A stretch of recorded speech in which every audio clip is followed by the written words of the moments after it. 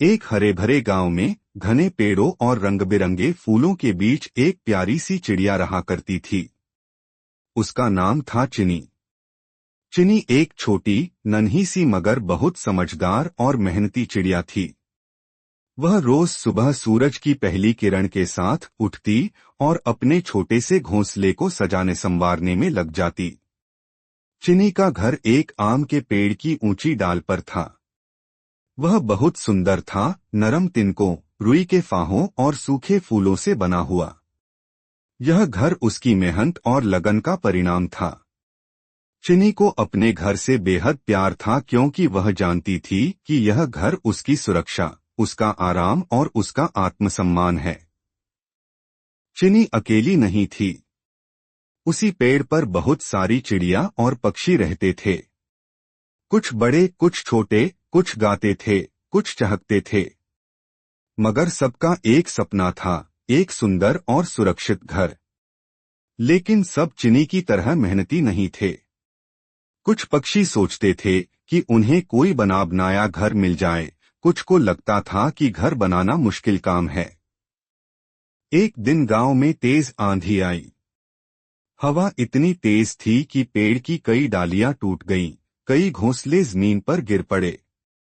चिनी का घोंसला भी हिलने लगा, मगर क्योंकि उसने उसे मजबूती से बनाया था, वह सुरक्षित रहा। आंधी के बाद कई चिड़िया रो रही थीं। उनका घर उड़ गया था। वे डर गई थीं और अब उन्हें समझ नहीं आ रहा था कि वे क्या करें। चिनी ने देखा कि उसके आसपास की चिड़िया परेशान हैं। वह खुद भी डरी हुई थी, लेकिन उसने हार नहीं मानी। उसने अपने घोंसले में थोड़ी जगह बनाई और कुछ घायल चिड़ियों को उसमें शरण दी। वह उनके लिए दाना भी लाती और उनकी देखभाल करती। धीरे धीरे मौसम शांत हुआ। अब समय था फिर से घर बनाने का। चिनी ने फिर से काम शुरू किया, पुराने तिनके बदलने, मजबूत करने और छत को और पक्का करने में लग गई। बाकी चिड़िया अभी भी उदास बैठी थीं।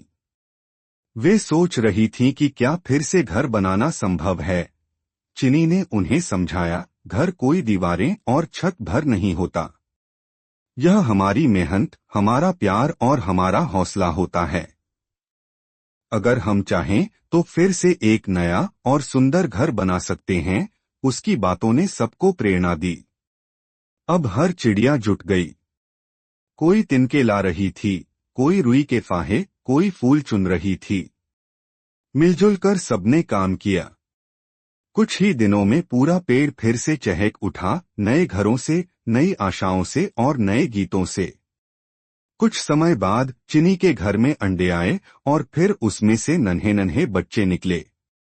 चिनी अब मां बन गई थी। वह अपने बच्चों को वही सिखाती जो उसने खुद सीखा था, मेहनत, दया और आत्मनिर्भरता।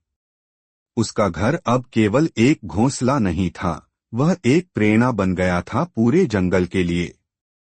हर नई चिड़िया जो वहां आती, उसे चिनी की कहानी सुनाई जाती, कैसे एक नन्ही सी चिड़िया ने अपने हौसले से तूफान का सामना किया, दूसरों की मदद की और फिर से एक घर बसाया। यह कहानी हमें सिखाती है कि कोई भी संकट हो, अगर हमारे अंदर हिम्मत और मेहनत करने की लगन हो,